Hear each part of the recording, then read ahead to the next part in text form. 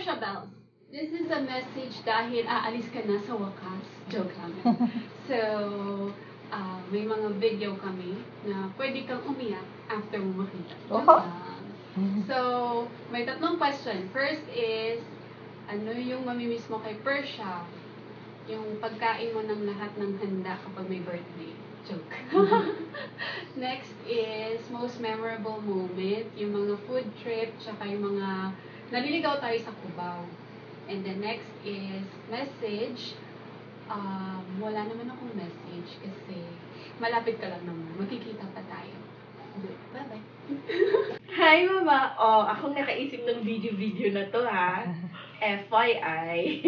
Okay, mamimiss ko kay Portia, katarayan, katakawan, at yun lang.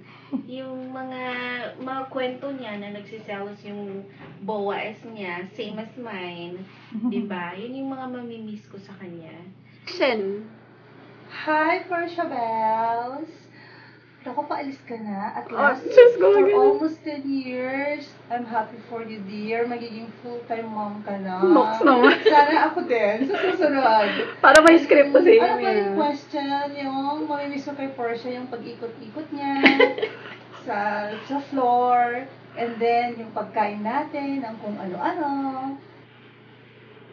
Malungkot si Robin. Bakit kayo malungkot si Robin? Mawawalan na ako ng isang ina. Go na. Naalis na pala si Portia. Saya-saya! Hindi naman. Bye-bye. Miss mo. Kay Portia. Hindi ko alam eh. Wala ka mamamiss sa kanya? Kasi, well, Yung paggala-gala niya. konting time ko lang naman siya since nakilala. So, nung time na yun, siguro mamimiss ko sa kanya yung Ingay. lagi niyang mga mababong ng mga damit. Nox.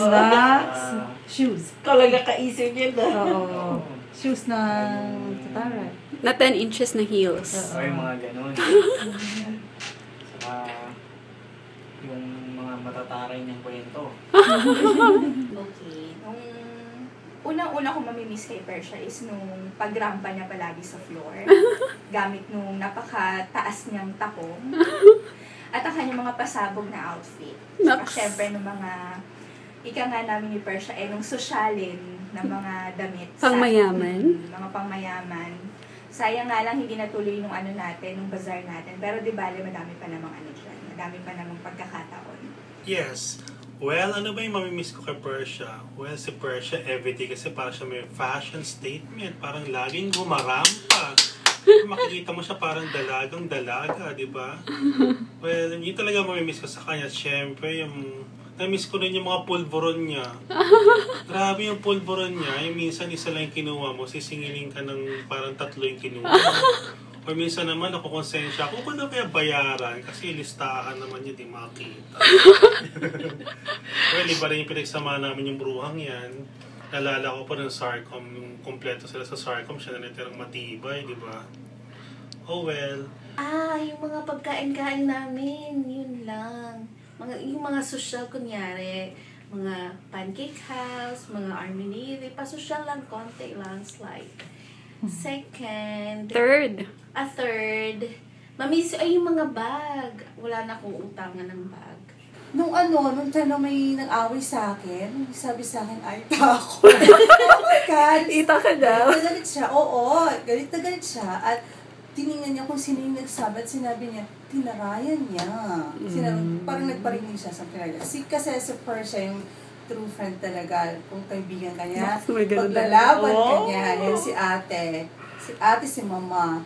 Most memorable moment, well, one time lang tayo lumabas na magkakasama yung sa may army. Well, hindi, we know naman na hindi kami ganun masyado palagi nag-band ni Portia. Pero nung super natutuwa ko kasi in a short span of time, parang hindi niya ako nakakalimutan ko na kapag may kainan, iimbitahan niya ako nung birthday niya, ganyan, tapos nag-aasikaso siya. So parang nanay na nanay talaga nung peg niya. Memorable. Nawalan siya ng gamit. memorable sa akin yun kasi shocking. Shock na shock siya. Saka lagi nagtatanong about sa gadgets. Tapos hindi naman siya bumibili. Puro sablay cellphone. Cellphone. Memorable. What else? Ay, yung mga bags, sa mga paninda ni Persia. Wala man ako nabili. Paano yung size niya pang maliliit? Ito mo naman katawang to. Mapipili talaga dyan. Message ko sa'yo, magkita-kits pa rin tayo. Lahat ng mga plano natin, hope, magiging painting na at hindi na drawing. Thank you and God bless you, Mua. Ano ba message ko sa kanya? Lahat ng nasa puso mo, yung heart desire mo, alam ko, matutupad yon. Kasi si Persia ay mabuting nanay. See you around pa rin, Persia. Magkita-kits pa rin tayo hanggang sa huli. Naks. Love you, Mama. Lola Persia. Nox. Nakalola. Yan, good luck sa mga endeavors mo, future endeavors. At syempre, see you around. Kung dyan ka lang naman sa tabi-tabi, nandito lang naman kami. Message ko sa'yo, Persia, I'm very happy kasi natupad mo na kung ano yung gusto mo kasi magiging full-time mommy ka na rin, tulad nga nasabi ni Amalia. And makapag-focus ka sa business mo, sa mga anak mo, tsaka sa pag-aaral mo ng iyong bilingual. Yan. So, good luck. And kapag may tanong ka pagdating sa mga online shop, just let me know. Persia, umayos ka na. Umayos naman siya eh. Huwag ka na masyadong syonga-syonga. Ay, wait lang. Tapos, good luck sa new career mo. Yung pagiging ina. Tangna. At syempre, yung pagpapalaro sa anak mo, spoiled kasi. Kaon ba naman? Ha? See ya! Ciao! Mwah, chup chup. Persia, I think, first of all, giving you the greatest virtual hug of love and respect and thanks. I could represent the company, which I'm supposed to do, but forget about them. It's about you and me. It goes back to the time even over when I was at your home. And as loving as you are to family, you were loving to all of us here at PCM. You've always been kind and respectful in our relationship. You're radical like I am. You speak your mind like I do. You're older than me, which I've learned a lot from you because of your age and wisdom. But we share a lot in common, and I think most of all is the human side and the human touch. And you provided that cooperatively with everybody. You gave your heart as much your mind. And those are the things that are important in life.